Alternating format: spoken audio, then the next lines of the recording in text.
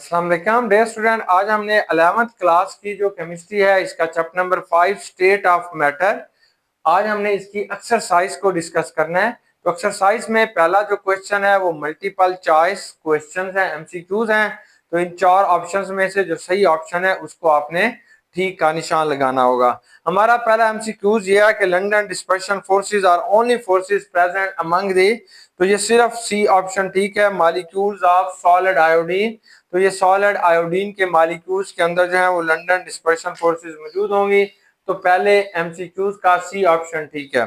Second हमारा MCQs ये है कि जब vapour pressure of a liquid is equal to the external pressure that one phenomena occurs, तो आप उसे बॉइलिंग पॉइंट कहते हैं। ये भी सी ऑप्शन ठीक होगा। जब किसी भी लिक्विड का वेपर प्रेशर एक्सटर्नल प्रेशर के बराबर हो जाएगा तो इस फिनोमिना को आपने बॉइलिंग पॉइंट कहते हैं। नंबर 3 आता है जब वाटर फ्रीज हो जाता है, जब पानी फ्रीज हो जाता है डेंसिटी डिक्रीजेस ड्यू टू। तो डेंसिटी इसलिए डिक्रीज हो जाती है क्योंकि empty spaces are present among the molecules of ice, यानी आइस के अंदर बहुत सारी एम्प्टी स्पेसेस आ जाएंगी। जब एम्प्टी स्पेसेस आ जाएंगी तो इनका वॉल्यूम जो होगा वो इंक्रीज हो जाएगा। वॉल्यूम इंक्रीज होने से डेंसिटी कम हो जाएगी। तो ये बी ऑप्शन ठीक है। हमारा 4 एमसीक्यूज ये है कि which of the following correct sequence of increasing delta H B. ये हमारे पास कुछ लिक्विड्स दिए गए हैं, तो आपने बताना है इनमें से किसकी हमारे पास जो है मोलर हीट ऑफ वेपोराइजेशन की वैल्यू सबसे ज्यादा है। तो पानी को जब वेपर्स में आप कन्वर्ट करेंगे एट बॉइलिंग पॉइंट पे तो इसकी जो मोलर हीट ऑफ वेपोराइजेशन है वो सबसे ज्यादा है, फिर अमोनिया की होगी, फिर फ्लोरीन की होगी। तो क्वेश्चन नंबर 4 का सही ऑप्शन जो है वो एक है। अब क्वेश्चन नंबर 5 आ जाता है कि surface tension of a liquid is, ये ए ऑप्शन ठीक है, inward pull of surface molecule. जो सरफेस के ऊपर मॉलिक्यूल होते हैं उन्हें नीचे की तरफ खींचा जाता है। फिर बच्चों हमारे पास ये क्वेश्चन नंबर 6 आ जाता है कि which change of state involve only London dispersion forces. तो इनमें से कौन सी आएंगी? तो ये सी ऑप्शन ठीक है, सब्लिमेशन होगा। आयोडीन सॉलिड को I2 में गैस में कन्वर्ट किया जाएगा। एमसीक्यूज नंबर 7 आ जाता है कि in which of the following London forces are the only significant intermolecular forces. किस में सबसे ज्यादा सिग्निफिकेंट है? तो वो मीथेन के अंदर आएगी। सी ऑप्शन ठीक है। अब क्वेश्चन नंबर 8 आ जाता है कि which of the following is a characteristics property of crystalline solid. तो क्रिस्टलाइन सॉलिड ये ऑप्शन सी जो है, शार्प मेल्टिंग पॉइंट। जो क्रिस्टलाइन सॉलिड होते हैं इनका शार्प मेल्टिंग पॉइंट होगा। फिर बेटा क्वेश्चन नंबर 9 आ जाता है कि ये आपको कुछ लिक्विड्स दिए गए हैं, तो ये बताओ which have the highest viscosity at a given temperature. किसकी विस्कोसिटी ज्यादा है, कौन सा लिक्विड ज्यादा गाढ़ा है? तो ग्लिसरॉल होगा। 9 क्वेश्चन का डी ऑप्शन ठीक है। फिर क्वेश्चन नंबर 10 आ जाता है कि which type of intermolecular forces are present in all molecules. तो लंदन डिस्पर्शन फोर्सेस, ये सी ऑप्शन ठीक है, ये सब मॉलिक्यूल्स के अंदर मौजूद होती हैं, चाहे वो पोलर है चाहे वो नॉन पोलर है। अब लास्ट आ जाता है कि liquid crystals show properties. Liquid crystal किस किस्म की बच्चों प्रॉपर्टी शो करते हैं? तो लिक्विड क्रिस्टल जो होते हैं they have intermediate properties between solid and liquid, इसलिए ये सॉलिड और लिक्विड दोनों की प्रॉपर्टीज को शो करते हैं। अब हमारे पास शॉर्ट क्वेश्चंस आ जाते हैं, तो इन शॉर्ट क्वेश्चंस को बच्चों अब हम सॉल्व करते हैं। पहला शॉर्ट क्वेश्चन ये आता है कि why evaporation leads to a cooling. कि एवापोरेशन जो होता है वो कूलिंग को क्यों करता है? तो आमतौर पर बेटा ये हमारे पास एक बर्तन है, इसके अंदर ये लिक्विड पड़ा हुआ है। अब ये जो हमारे पास टेम्परेचर होता है वो काइनेटिक एनर्जी के डायरेक्टली प्रोपोर्शनल है। काइनेटिक एनर्जी क्या होता है? मॉलिक्यूल का भागना दौड़ना, इसे काइनेटिक एनर्जी कहते हैं। जिन मॉलिक्यूल्स का टेम्परेचर ज्यादा होगा उनकी काइनेटिक एनर्जी भी ज्यादा होगी।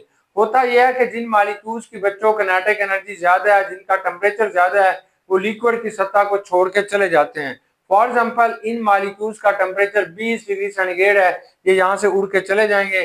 जो इसके रिमेनिंग मॉलिक्यूल्स हैं उनका टेम्परेचर जो है वो 18 डिग्री सेंटीग्रेड है। तो इस 2 डिग्री सेंटीग्रेड के टेम्परेचर की वजह से वहां पे टेम्परेचर फॉल हो जाएगा, कूलिंग पैदा होगी।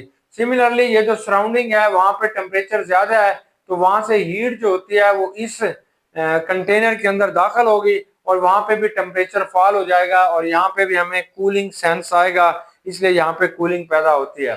नेक्स्ट आता है कि liquid having stronger intermolecular forces have lower rate of evaporation. What is evaporation? कि किसी भी लिक्विड का खुद ब खुद वेपर्स के अंदर तब्दील हो जाना, इस अमल को बेटा हमने एवापोरेशन कहते हैं। ये जो वेपोरेशन होता है that is directly proportional to the intermolecular forces. ये जो बच्चों हमारे पास ना एवेपोरेशन होगा ये डायरेक्टली प्रोपोर्शनल होता है आईएमएफ इंटरमॉलिक्यूलर फोर्सेस के। इंटरमॉलिक्यूलर फोर्सेस क्या होते हैं? ये जो मॉलिक्यूल्स हैं ये आपस में कैसे जुड़े हुए हैं। अगर इन मॉलिक्यूल्स के अंदर इंटरमॉलिक्यूलर फोर्सेस स्ट्रांग है, वो ताकतें जिन्होंने इन मॉलिक्यूल्स को जोड़ के रखा हुआ है बड़ी स्ट्रांग फोर्सेस हैं, तो रेट ऑफ एवेपोरेशन कम होगा। अगर ये फोर्सेस वीक हैं तो रेट ऑफ एवेपोरेशन क्या होगा? ज्यादा होगा। फॉर एग्जांपल जैसे पानी है, इसका rate at a given temperature, एक खास टेम्परेचर के ऊपर पानी के अंदर जो है इंटरमॉलिक्यूलर फोर्सेस स्ट्रांग होती हैं as compare to ether, dimethyl ether. तो ईथर के मुकाबले में पानी के अंदर इंटरमॉलिक्यूलर फोर्सेस ज्यादा है, इसलिए वाटर का जो रेट ऑफ एवेपोरेशन है वो कम होगा, जबकि ईथर का रेट ऑफ एवेपोरेशन क्या होगा? ज्यादा होगा। नेक्स्ट शॉर्ट क्वेश्चन आता है, one feel sense of cooling under the fan after bath. अगर कोई नहा के कमरे में आता है और पंखे के नीचे बैठ जाता है तो उसको कूलिंग का एहसास होता है, क्यों? Due to evaporation. तो इसका भी जवाब हमारे पास यही है कि ड्यू टू एवेपोरेशन। होता क्या है कि उसकी बॉडी के ऊपर, जो उसकी बॉडी है उसके ऊपर बेटा वो लिक्विड यानी पानी मौजूद होता है, और ये जो पानी है ये उस बॉडी के टेम्परेचर से हीट को अब्सॉर्ब करता है और इसकी किनेटिक एनर्जी बढ़ती है तो ये वहां से उड़ता है। जब उड़ता है तो रिमेनिंग मॉलिक्यूल्स होते हैं उनका टेम्परेचर कम होता है, तो वहां पे कूलिंग का एहसास होता है। सिर्फ उन लिक्विड से आपको कूलिंग का एहसास होता है जो उड़ते हैं, और ऐसे लिक्विड्स जो उड़ते नहीं है, जो एवोपरेट नहीं होते, जो वोलाटाइल नहीं होते, उनसे कूलिंग पैदा नहीं होती। फॉर एग्जाम्पल अगर आपके पास पेट्रोल पड़ा हुआ है, आप उसे हाथ पे गिराएं तो आपको बहुत ज्यादा ठंडक महसूस होती है। अगर दूध पड़ा हुआ है इसको हाथ पे गिराएं तो आपको ठंडक महसूस नहीं होगी, क्योंकि जो मिल्क है, दूध है, वो एवापरेट नहीं हो रहा एज कंपेयर टू पेट्रोल। तो पेट्रोल ज्यादा एवापरेट हो रहा है इसलिए कूलिंग पैदा होती है। सिर्फ वो लिक्विड जो एवापरेट होंगे वही बेटा सेंस ऑफ कूलिंग पैदा करते हैं, जो एवापरेट नहीं होते वो सेंस ऑफ कूलिंग पैदा नहीं करते। जैसे ही कोई शख्स नहा के आता है तो वहां पे वेलोसिटी ऑफ एयर ज्यादा होती है, हवा ज्यादा तेजी से चल रही होती है, इसलिए rate of evaporation is directly proportional to the velocity of air. तो वहां पे रेट ऑफ एवेपोरेशन बढ़ जाती है और सेंस ऑफ कूलिंग पैदा होगी। नेक्स्ट हमारे पास आता है कि dynamic equilibrium is established during evaporation in a closed vessel. आमतौर पर डायनामिक इक्विलिब्रियम के लिए शर्त होता है कि वहां पे जो वेसल होगा वो क्लोज होगा और रिएक्शन रिवर्सिबल होगा। देखिए जैसे ये लिक्विड है, ये यहाँ से उठता है और ये वेपर्स के अंदर तब्दील हो जाएगा। मतलब ये लिक्विड है बच्चों, और ये लिक्विड जब यहाँ से उड़ेगा तो वेपर्स के अंदर तब्दील हो जाएंगे, तो दैट इज कॉल्ड एवेपोरेशन। जब यहाँ पे वेपर्स की तादाद बहुत ज्यादा हो जाएगी तो ये दोबारा लिक्विड से टकराते हैं और लिक्विड का हिस्सा बन जाएंगे, दैट इज कॉल्ड कंडेंसेशन। तो इसलिए हम कहते हैं कि डायनामिक इक्विलिब्रियम जो होगा उसके अंदर दो प्रोसेस होना जरूरी है। एक तो बच्चे वो जो वेसल है वो क्लोज होनी चाहिए, और दूसरा वहां पे रिवर्सिबल प्रोसेस होना चाहिए। मतलब liquid can be change into vapours and vapours can be change into liquid, यानी liquid convert into vapours, that is called evaporation, and vapours are reconverted into liquids, that is called condensation. Next बच्चों हमारे पास ये short question आता है कि boiling point of water is different at Lahore and Murree hills. कि ये जो पानी होता है इसका जो बॉइलिंग पॉइंट होता है वो मरी हिल्स के ऊपर और है, जबकि लाहौर के ऊपर और है। तो आप जानते हैं कि ये जो बॉइलिंग पॉइंट होगा that is directly proportional to the external pressure. ये एक्सटर्नल प्रेशर के डायरेक्टली प्रोपोर्शनल है। अगर एक्सटर्नल प्रेशर ज्यादा होगा तो बॉइलिंग पॉइंट भी ज्यादा होगा, अगर एक्सटर्नल प्रेशर कम होगा तो बॉइलिंग पॉइंट भी कम होगा। अब लाहौर के अंदर जो एक्सटर्नल प्रेशर होता है वो 760 टार होगा, इसलिए ये जो पानी होगा it can be boil at 100 degree centigrade. अगर आप मरी हिल्स पे चले जाते हैं तो वहां पे एक्सटर्नल प्रेशर 700 टार हो जाता है, इसलिए ये जो पानी होगा it can be boil at 98 degree centigrade. ये 98 डिग्री सेंटीग्रेड पर बॉयल होगा। इसी तरीके से अगर आप एक्सटर्नल प्रेशर को बढ़ाते चले जाएंगे तो पानी का बॉइलिंग पॉइंट बढ़ जाएगा, अगर एक्सटर्नल प्रेशर को कम कर दोगे तो बॉइलिंग पॉइंट भी कम हो जाता है। नेक्स्ट बेटा हमारा शॉर्ट क्वेश्चन आता है कि lower density of ice as compare to liquid water. अगर आप आइस को देखना चाहते हैं तो आइस की जो डेंसिटी होती है, डेंसिटी ऑफ आइस, आइस की डेंसिटी बेटा कम होती है, जबकि ये जो पानी है इसका डेंसिटी ज्यादा होती है। वाई ये जो डेंसिटी होती है that is inversely proportional to the volume. अगर कोई चीज फैल जाती है तो उसकी डेंसिटी कम हो जाती है, और जो चीज नहीं फैलती सुकड़ जाती है उसकी डेंसिटी बढ़ जाती है। लिक्विड वाटर जो होता है इसका वॉल्यूम कम होता है as compare to ice. Ice फैली हुई होती है। आइस की डेंसिटी क्यों कम होती है? क्योंकि अगर आपके पास बच्चों ये गिलास है, इसके अंदर आपने 100 ml वाटर लिया हुआ है। अब यहाँ पे आप इसका निशान लगा दें, फिर इसी पानी को फ्रिज के अंदर रख के फ्रीज करें। जब ये आइस में कन्वर्ट हो जाएगा तो इसका न्यू वॉल्यूम जो होगा वो 109 ml हो चुका होगा। यानी जो बर्फ होती है वो पानी की निस्बत से 9% मोर स्पेस ऑक्यूपाई करती है। इसके अंदर ज्यादा खाली जगह होती है, और जिसके अंदर खाली जगह ज्यादा होगी वॉल्यूम इंक्रीज हो जाएगा। वॉल्यूम इंक्रीज होने से उसकी डेंसिटी क्या होती है? कम होती है। यही वजह है कि ice has a low density as compare to liquid water. Next आ जाता है कि why boiling point of water increases as external pressure increases. अगर आप एक्सटर्नल प्रेशर को बढ़ा रहे हैं तो बॉइलिंग पॉइंट क्यों बढ़ रहा है? तो हम पहले भी इसको डिस्कस कर चुके हैं कि boiling point is directly proportional to the external pressure.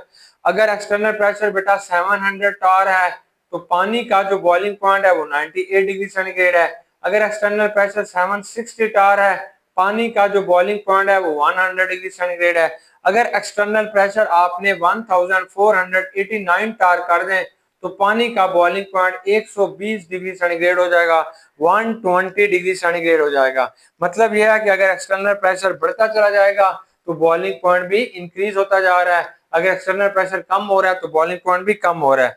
अब आपने 4 atoms in which liquid crystals are used, आपने वो 4 एटम्स बताने हैं जिसके अंदर लिक्विड क्रिस्टल आप यूज करते हैं। पहला ये LCDs यानी लिक्विड क्रिस्टल डिस्प्लेस, जो टीवी होते हैं उनके अंदर आप यूज करते हैं। कैलकुलेटर्स होते हैं, कैलकुलेटर्स के अंदर आप इसे यूज कर रहे हैं।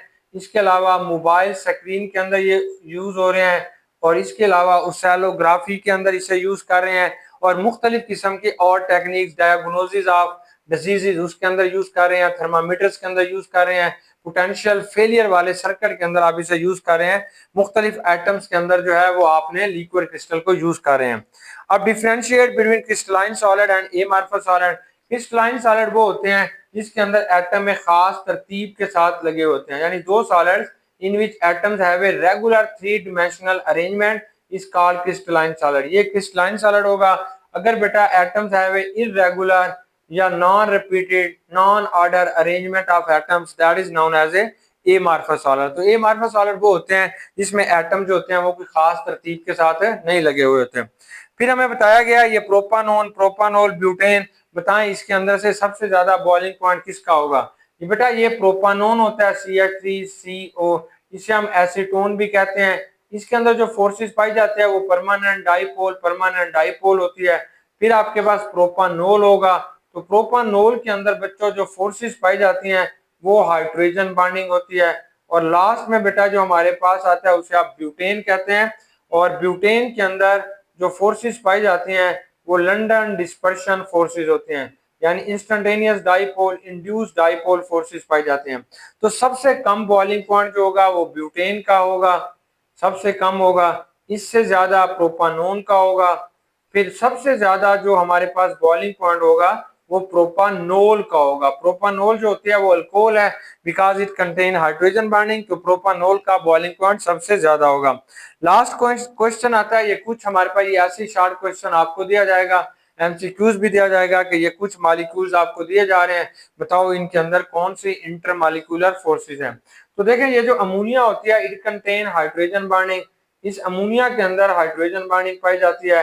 ये जो आर्गन होगा इसके अंदर लंदन डिस्पर्शन फोर्सेस पाई जाती हैं, LDFS, लंदन डिस्पर्शन फोर्सेस। ये जो प्रोपानोन है इसके अंदर बच्चों परमानेंट डाइपोल फोर्सेस पाई जाती हैं। ये जो मेथानोल है इसके अंदर आप जानते हैं H बॉन्डिंग यानी हाइड्रोजन बॉन्डिंग पाई जाती है।